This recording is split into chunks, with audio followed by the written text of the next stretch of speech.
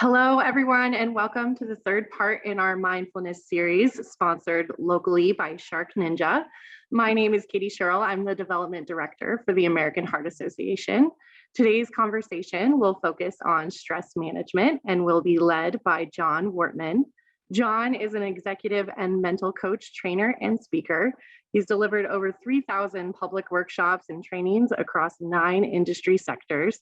As a graduate from Carleton College and Harvard University, his books have been #1 bestsellers in 22 categories on Amazon.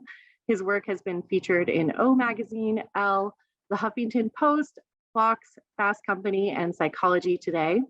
Jon also coaches on the PGA Tour and assists the golf team at the University of Connecticut. Jon is joined today by our special guest, Jayme Kelly. Jayme is a 31-year-old stroke survivor whose mission is to raise awareness of the signs of stroke and let each stroke survivor know that while it's hard, it's possible to get to a place where life is livable again. Jayme has been a wonderful volunteer for the American Heart Association in several areas, including speaking at the 2020 and 2021 Go Red for Women luncheon. She is a current stroke ambassador for the American Heart Association and an advocate for stroke systems of care and Factor 5. So thank you so much, Jayme and Jon, for joining us today. And with that, I will turn it over to you. It's a privilege, and you're not just dealing with two experts in terms of our lives, because Jayme, tell us what you do professionally. Before my stroke, I was a nurse at Boston Children's Hospital, but now I am a PCA, a personal care assistant, for a little 4-year-old girl who has cerebral palsy.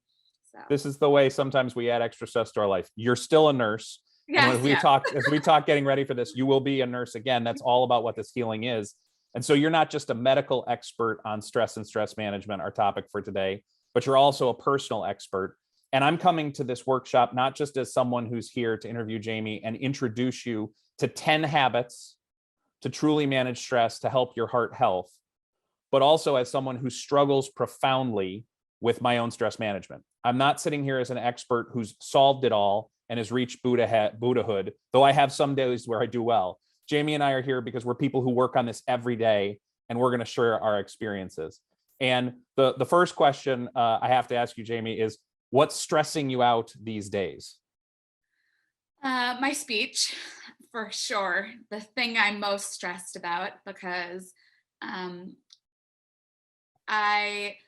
sometimes I can't think of a word. Sometimes I can't pronounce the word. Sometimes when I'm tired, I can't even put like a simple sentence together. And when I'm meeting someone I don't know, I get like anxious and I can't like do like anything. So my speech, for sure, the thing that stressed me out the most. And I am fatigued a lot, so I have neuro fatigue. So when I'm tired, I can't speak. And sometimes I'm tired during the day. Sometimes I'm tired at like late at night. And sometimes I have to leave my friends and family to go sleep. So that's the thing I'm second stressed about. Now, did your stress change after your stroke in terms of what you dealt with then versus what you dealt with before? Did suddenly stresses become different for you, or are they still the same things of just normal life? Different, because I'm not good speaking in general. Like, I'm not good at public speaking, but like my speech didn't give me like stress now. Like before it was not stressful. Now it's stressful. So yeah. Did COVID change anything for you? Because what most of us are dealing with is these new lives and new worries that trigger the part of your brain technically called the amygdala. We'll be calling it the alarm today. More on that in a second. Did COVID change the things that stressed you out?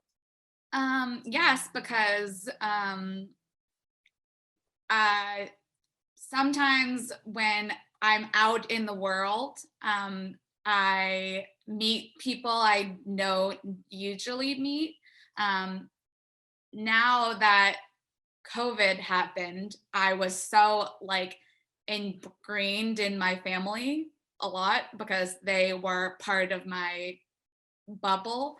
Now I'm going out and meeting people, and like it's hard. It's hard for me. And the reason it's hard is because these two tiny little almond-shaped regions, technically called the amygdala, the alarm in your brain is there to keep you alert. So if some point during this incredibly compelling conversation between these two fantastic people, you start to think about your cell phone or something you need to do, it's your alarm that's going to pull you back to the conversation. That's what would happen in class when you were about to fall asleep and the instructor was giving you an important thing that was going to be on the test. Yeah. The second thing that your alarm does is it keeps you safe. And so when you had your stroke, Jayme, what did your brain tell you when you knew something was going wrong? Tell us about that experience. The day I had my stroke was the scariest day of my life. I woke up and I couldn't feel anything on my right side, but I just thought I had slept on and weird. And I was confused because I couldn't get my right leg or right arm to wake up. So I figured moving around, I can wake them up that way. So I went to the bathroom and my right leg wasn't working. So I fell down a lot. And I tried to call my charge nurse because I was working that day. And I had a password on my phone and I couldn't put in my password correctly. So it locked me out. So I just thought, like, bad day, bad morning. Let's just go back to sleep. And when I would wake up, I will be fine. And my roommate found me and she said, like, are you okay? And I couldn't even like speak to her. I couldn't even like mumble to her. And now I'm freaking out. Like, what's wrong with me? And so she called 911 and they brought me to MGHED. And they put me in the MRI machine. And I didn't know this at the time, but my whole left side of my brain was affected. So I was like freaking out, freaking out. So our first habit that we've got to teach everyone today is to be able to actually measure your stress level, because studies of people that they've put in those fMRIs to actually measure brain activity is that people who measure their stress level on a regular basis, it shrinks their alarm. It literally makes people less reactive, less stressed, and able to recover more often. So where was your stress level on a scale of 1 to 10, Jayme? 10 being something awful's happening, awful, awful. 1, a good nap. Was it at a 10? Yeah, like 12. Right?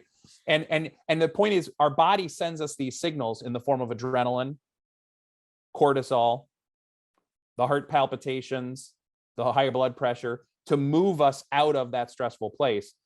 Would you describe that experience as comfortable, Jayme? No. Right? Your body was giving you all those horrible signals because it Yeah. knew something was wrong and needed you to do something about it, which you and your roommate and the caretakers who took care of you did. Now, take yourself back to our prep call yesterday. Where was your stress level on a scale of 1 to 10? Like a 3, because Now, I was talking to you.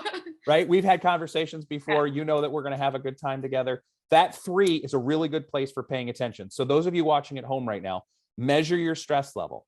It could be really high right now, not because you're having a medical incident, but because you're nervous about something in your life. Could be money problems, job problems. But if your stress stays at a 10 for too long, your heart rate stops being variable. There's too much adrenaline and cortisol in your system, and you can't react when you need to the things that are actually stressful. Now, Jayme, where's your stress level right now? Like a 7. which for the beginning of a workshop together is actually quite good, because it's the place where you can still think really clearly, but at the same time, you're not having a catastrophic stress moment. Yeah. By the way, right now, as I'm talking about stress in front of a live audience, it's going to go out to hundreds, if not thousands of people. My stress level is at an 8 or 9. But the moment that I then switch and ask you a question, my stress level goes down because I've quickly reset what my brain is doing. Now, there's a couple important parts of your brain that we got to introduce people to in addition to your amygdala or your alarm. So Jayme, tell us about your favorite place to go on vacation. The beach, because I don't know, like I am more relaxed there. So where'd your stress level just go as you thought about the beach? Oh, like a 3 or a 2. Right? We dropped you back. All we just did is we went to your memory center, technically called your hippocampus, and we opened up the neural pathways, the white matter of your brain. It's the equivalent of having a highway with no cars on it, and you had access through a simple question to the memory of something great. Now, think about being nervous, talking in front of a couple hundred people. They're all staring at you. It's a live heart event. Where'd your stress level just go? like 8. Okay, go back to the beach. I'm sorry I did that to you. Go back to the beach. But the reason I did that is because everyone was just able to see, as I described my own stress, the tension in my body, the squishiness of our face, the slight redness in our cheeks. These are stress reactions that our body sends us to get us out of trouble. And those memories are living in your hippocampus, both the positive memories as well as the negative memories, for the alarm to use them to get you out of trouble. Yeah. They're not negative. Stress, I'm going to say it, is actually our friend because it shows us what needs action or immediate action in terms of our surroundings.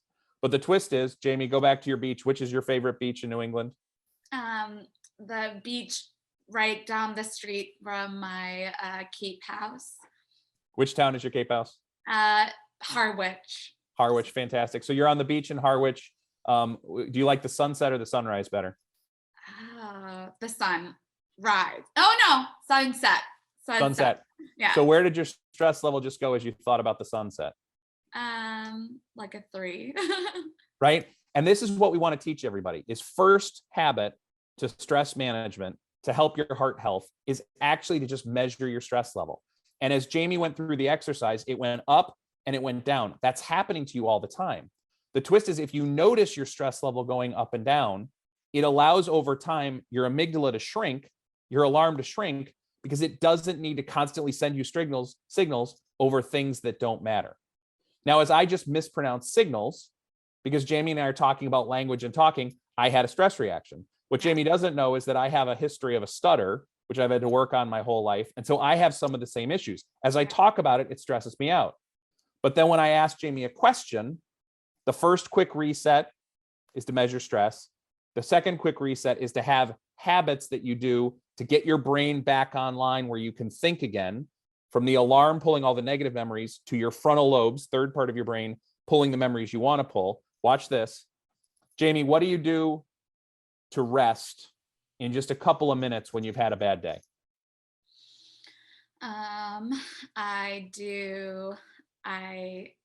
It depends on my like day. So like sometimes I nap, sometimes I watch TV. Sometimes when I have a nightmare because I am suffering with PTSD, sometimes I do meditation, but like I go back to the beach a lot. So your first quick reset, because you give us some great long resets there we're going to come to, your first quick reset is going to the beach and visualizing. Yeah. So reset number 1, your second habit you got to build is a portfolio of quick resets. The first one is measuring your stress level. The second one is asking questions, because that works in any setting to let your alarm connect the parts of your brain and for you to suddenly be thinking clearly again. You won't instantly feel better when you ask a question, but you'll be able to think clearly again. The third way is to visualize something you love. Now, this is not the old Adam Sandler, go to your happy place. This isn't Seinfeld, serenity now, serenity now. Yeah. Though that could work if it works for you. This is literally using your frontal lobes to go to what's called the long loop of your brain, where your frontal lobes are connected to your alarm. It's not disconnected. It's not fighting your alarm. It's listening to your alarm signals, but then choosing to pull what you want out of your brain. And you can do that by visualizing things that you love. What else do you love to visualize besides the beach? My nieces and nephews and dogs. Like I have my sister has a dog named Newman, so I love playing with that dog. So I think babies and dogs are like my kryptonite. It's the best. Babies and dogs. we appreciate the second Seinfeld reference as well Yeah. with Newman. And again, the petting of the dog, reset number 4. Walking any animal, reset number 5. Number 6, playing with children. Play is a quick reset. Just playing a quick game. You can do that anytime. And by the way, you can play one on your phone at work when you're stressed out, just for a minute or two to get yourself back. Number 7, watch this, Jayme. Pinch your fingers together, and everybody at home do this as hard as you can. Pinch really hard. Okay, stop. Where did your attention just go? Oh, my fingers. So suddenly you weren't thinking about the live studio audience watching. Suddenly you weren't thinking about how the words come out. Suddenly you're not thinking about the nightmares. All you're thinking about is this. The reason the quick resets are so important is because when you get stuck on the short loop and you stay there for too long, you can end up with what Jayme's experienced, and I've had similar things in my own life, called post-traumatic stress disorder. Traumas, and a stroke or a serious illness is a trauma, happen to most of us at some point in our life. And for some folks, the brain bounces back. For other folks, Jayme and I being examples, the brain doesn't bounce back. And everything I'm teaching you today comes from the book Hijacked by Your Brain that I worked on with Dr. Julian Ford of the University of Connecticut. And he realized that in 10 weeks, you can literally heal the most aggressive and painful symptoms of PTSD. It doesn't mean suddenly you're healed and everything goes away and you don't have bad nightmares.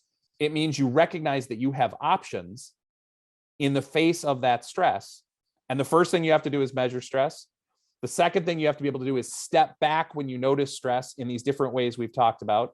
Pinching being an example, petting the dog being an example, taking a walk being an example. Here's another one, Jayme. Look away from the screen right now, just for 2 seconds. When you did that, you literally just got smarter. A study found at the University of Illinois that if you look away from your computer every 20 minutes, it allows your optic nerve to reset. And instead of, have you ever been reading a book, Jayme, and you suddenly don't know what you're reading because your brain just goes numb? Yeah. It's because there's no bears. Are there any bears around you right now? No.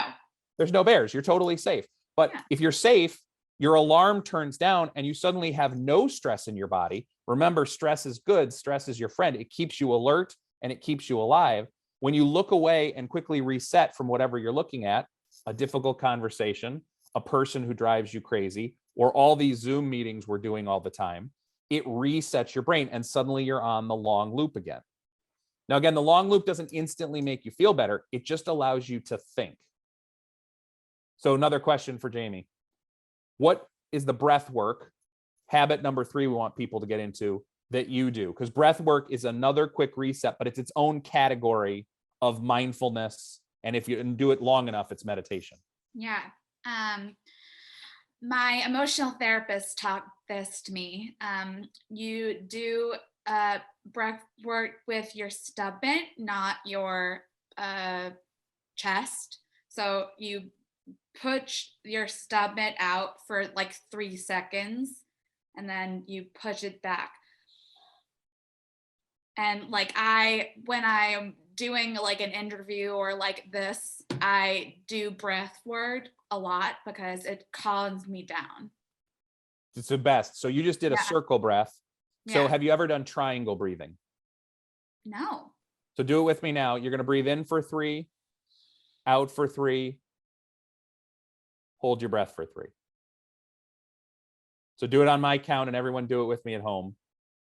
Breathe in, 2, 3, breathe out, 2, 3, hold your breath, 2, 3.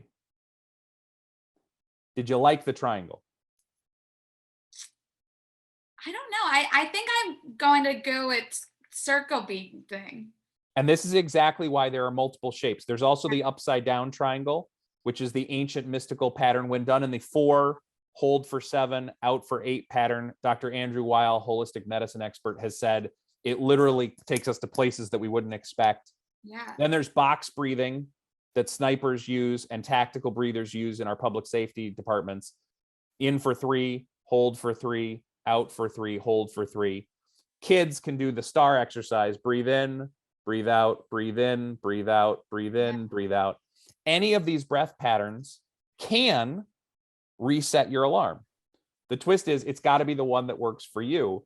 And Jayme, what happened to me during the pandemic, I used to do upside down triangles and I had to go to the circle breathing because holding my breath on top, it was freaking me out. Yeah. So if you were going to try another shape, which one sounds most compelling to you in addition to the circles that you're doing so well?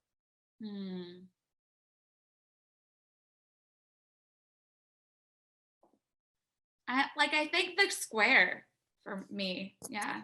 Right. So then what I invite you and other people at home to do is experiment with shapes. Here's the key: when you're not stressed. Yeah.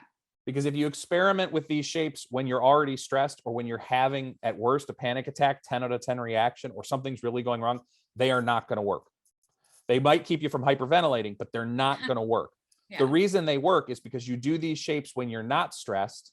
You figure out the one that's most comfortable for you, and you have a backup option. That's why I gave Jayme the box breath, because now she has a backup option next time she's doing an interview and the interviewer asks her a question she doesn't want to answer. Yeah. Now, let me give you one other new form of breath work that's tied to Jayme's belly breathing, where you actually puff your belly out physically and then squeeze it in as you breathe out. Squeeze your hands together as you breathe in, Jayme. And now release them as you breathe out. You can do the same thing with your feet. So now scrunch your feet together as you breathe in. And release them as you breathe out. So these are short. See, listen to the Yeah.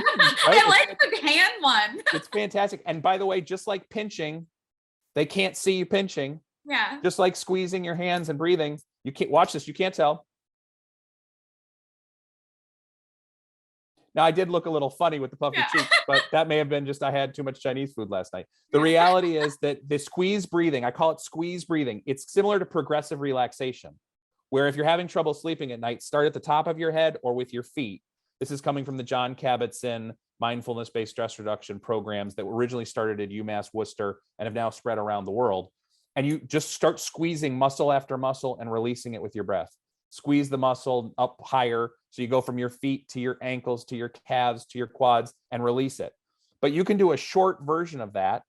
Habit 3, squeeze breathing, just one part of your body at a time. And it relaxes not only your physical self, but it also stops you from thinking too much because it makes breathing, as the belly breathing Jayme described, is a physical exercise. I had to add this to my routine over the last 3 or 4 weeks because, being full disclosure, have been working too much. Too many sessions, too many trainings. And as a result, I was having the same stress symptoms that I'm teaching people about. Now, ironically, right now, because my stress level's at a 7 and we're doing this workshop together, I feel great because I should be at a 7 trying to teach and invite people to think. If I was at a 2, what would be the problem, Jayme? If I was a 2 right now. Like you're like so like calm that like like it. Yeah. when you work with people who are healing, you want the stress level up as you're healing so you can actually do that work of rebuilding. And then you want to rest and recover, which is why you've been sleeping so much. And that's your brain actually functioning healthily and taking care of you. It's sending you stress in all the right ways. But habit number 3, the breath work when you're not stressed, allows you to use it when you are stressed as a quick reset. But that brings us to habit number 4. Do you have something you do in the morning, Jayme, to lower your stress level before the day starts? I get up and then I have 2 cups of coffee and I watch the Today Show because it's just like news and like it's like calm for me. But. Bingo. And anybody who built a routine like that during the pandemic did better than those of us who are waking up worrying and checking our phone and seeing what the next variant was. You want to have a morning routine that allows you to not think. Because if you think too much, as Jayme described, the cognitive fatigue she experiences at different times, that happens to all of us. And when you have cognitive fatigue, your alarm goes, something's wrong. You haven't rested. You need to rest. And it will fill you with the adrenaline, ironically, to get you to actually slow down. But if you were going to do your breath work for 1 minute, Jayme, which shape would you use? Still the belly breathing? Yeah, a circle. Love it. So Yeah. I want everybody at home to build habit 4 into their morning routine. And that is 1 minute of breath work. Now, it could also be 1 minute of listening to your favorite song. It could be 1 minute of visualization. It could be 1 minute of pinching. It could be 1 minute of belly or squeeze breathing. But you want to build 1 minute of mindfulness into your first thing you do in the morning, or the first thing after the coffee, because it needs to take you down from the 2 cups, Yeah. or after your shower, or after the kids go off to school, because that 1 minute is really important to build a longer reset than just the quick resets we've already taught you. Because if you can do that every morning, here's what you figure out. I'm having a good day or a bad day. You actually build in a time to actually know where your alarm is. When you woke up this morning, Jayme, where was your alarm level? Like a 4, because I knew that we were doing this.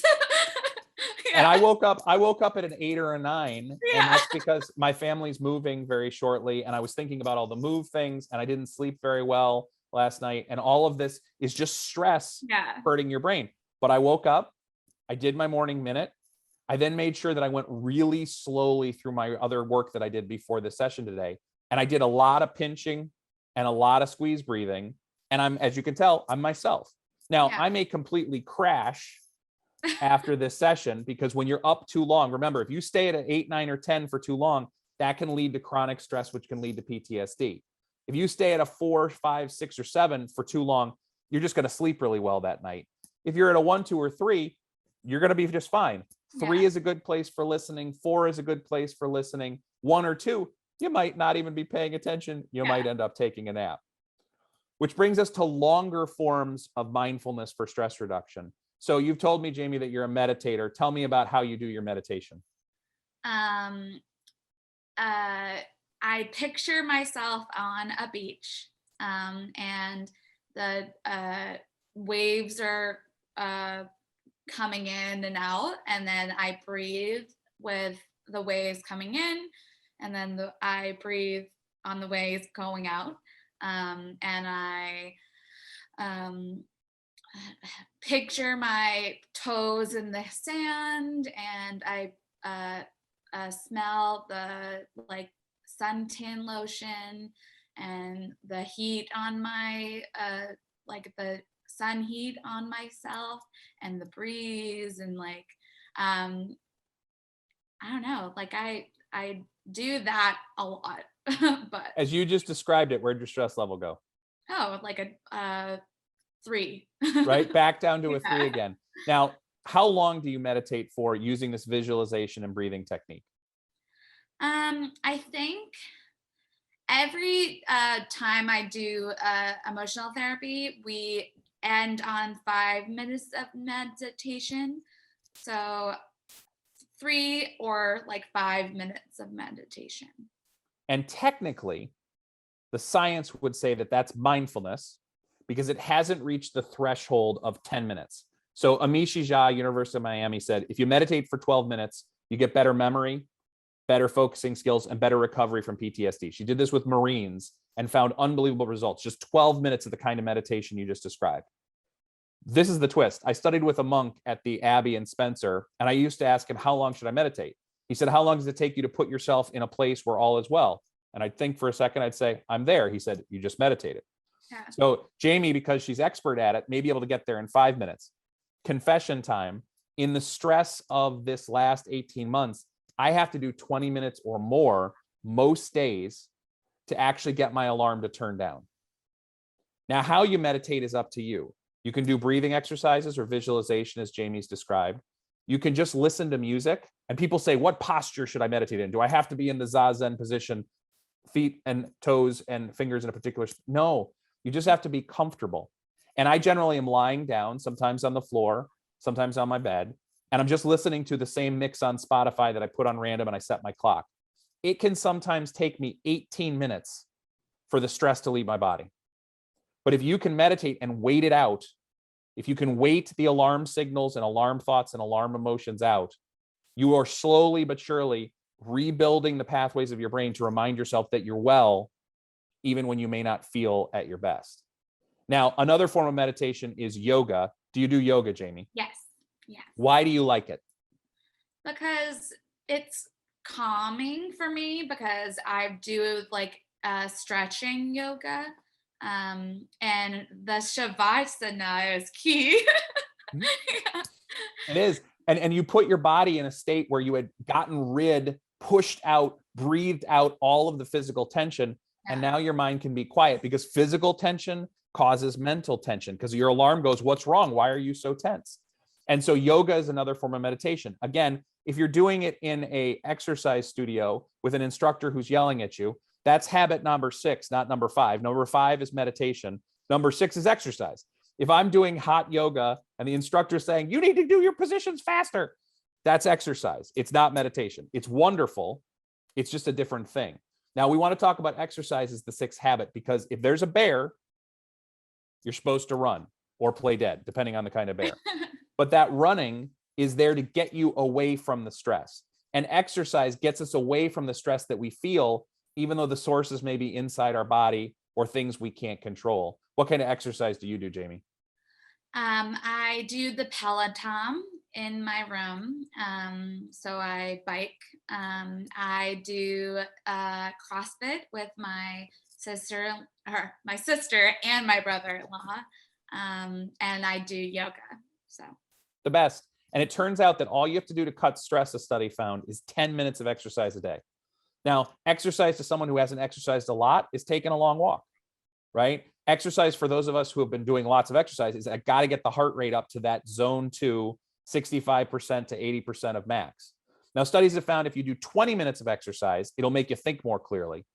But if you really want your cells to process energy differently, if you want your mitochondria to perform differently, you need 45 minutes, like on the Peloton, 4 times a week. 3 hours divided into 4 sessions, 3 sessions, or 2 sessions. So longer sessions changes the way fat gets processed in your body. And we give you all these answers because 10 minutes, a walk for 10 minutes every day, that's going to cut stress.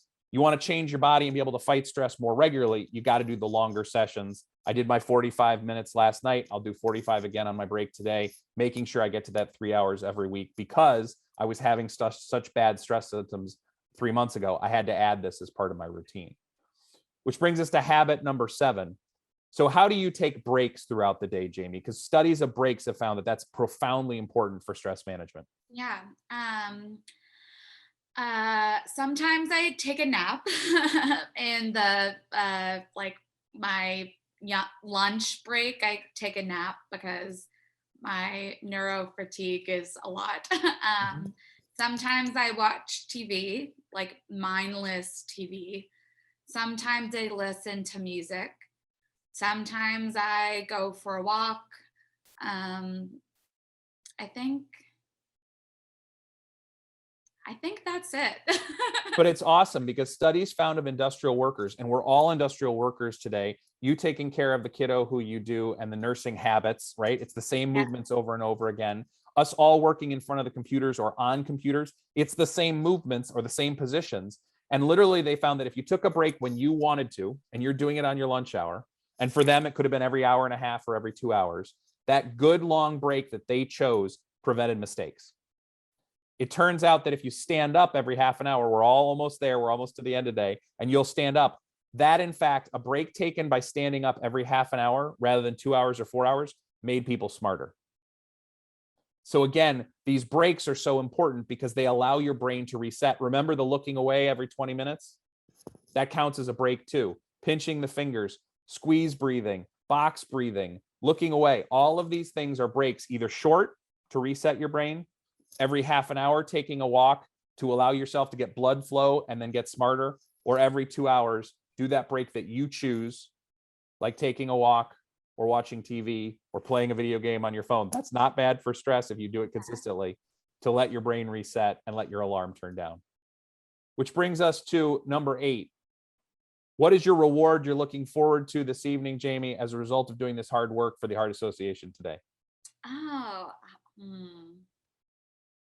I have a ice cream in my fridge, so I'm looking forward to eating that.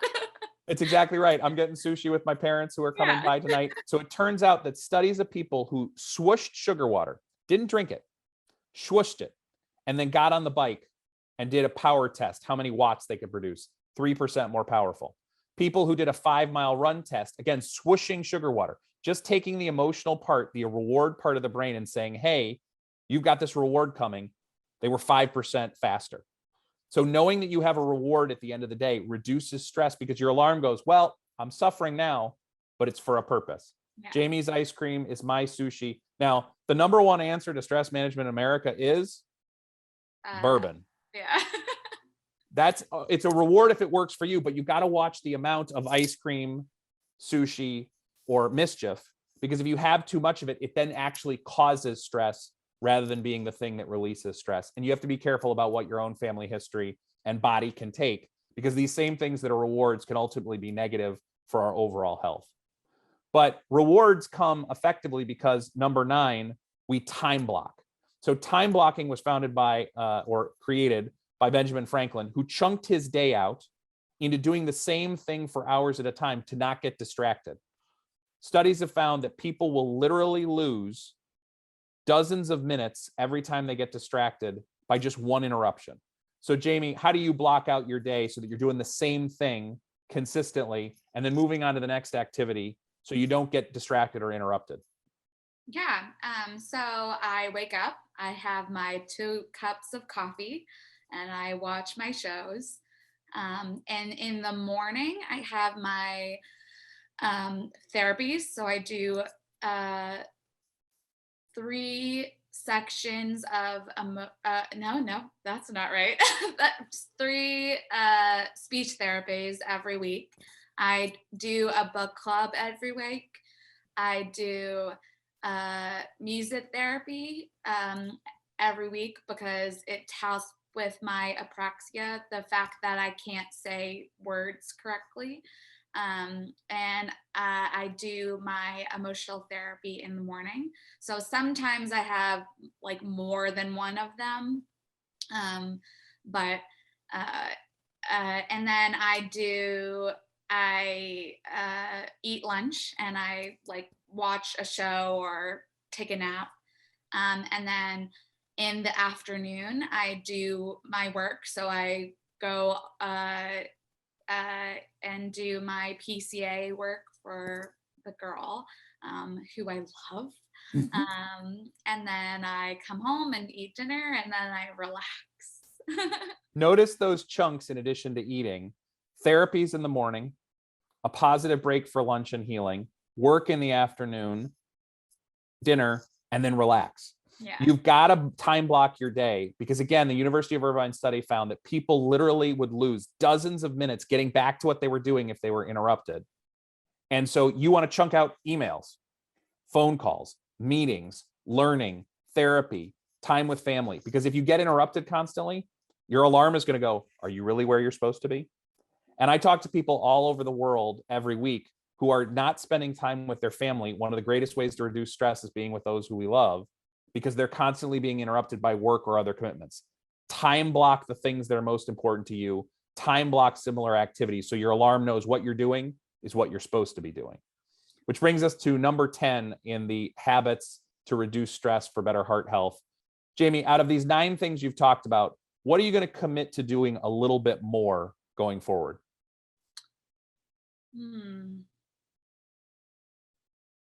Breathing, because I think breathing, I meditate, but like I don't breathe like when I'm doing it. So I think breathing. Right. And a few extra breaths with that morning minute, or a few extra breaths when you get stressed to reset. Squeeze breathing, pinch breathing, they can't see it, can change everything. The thing that I've really committed to recently is doing my 20+ minutes on a daily basis of meditation time. Even though I've been a teacher of meditation for dozens of years, it doesn't matter. We still all fall out of the habit. The reason commitments matter is when you make a commitment to your teacher and say, I'm going to do my homework, you're more likely to do your homework. When you sign on the bottom line of a research study, I'll fill this out, you're more likely to. When you go to a hotel and the clerk says, would you like to be environmentally friendly this trip? And you say, yes, I would. And they say, would you like to wear this pin to show that you're environmentally friendly? And you say, of course I would. You're 25% more likely to hang up the towels. Commitments matter. When you actually make commitments, and we're going to talk about this in a future workshop as part of this mindfulness series, your brain remembers that that's the memory file it needs to turn to. And Jayme's going to do more breath work. I'm going to be doing more meditation because we've committed to each other in this session. In a recent session, I committed to doing more yoga. I haven't got there yet, but I'm now committing a recommitment to doing that yoga that I said I would. And again, it's going to make my body remember that as being an important thing. Jayme, the most impressive part about you, because we've talked before, is that you continue to heal. And what people don't know at home is that I did not prep her on every one of these list of 10. Yeah. You're already doing all these things. And that's why you continue to get stronger and stronger. And that's why you're doing so well. And don't you forget, you're already still a nurse. Oh, thank you. What are your final words for our audience? What do you want them to know about stress management as you continue to heal? I think, I don't know. I think like meditation or breathing, you can't just do like everyone can do it. Everyone can do it. Like my nieces can do it. My friends can do it. So I think like just make sure that you do it, because it's more than like you need to control stress. So I think everyone can do it. So Couldn't been final words. We're about to stop. Where's your stress level now? like a 3. Right? Notice Yeah. how stress goes up and down. That's your alarm protecting you. When you do these stress management techniques, it allows your alarm to shrink. And over time, you're going to keep feeling better. And on the times you don't feel better, it gives you the ways to get back to feeling better sooner or quicker. Katie, we had a privilege to have this conversation today. Thank you for having us both. Jayme, it was a privilege.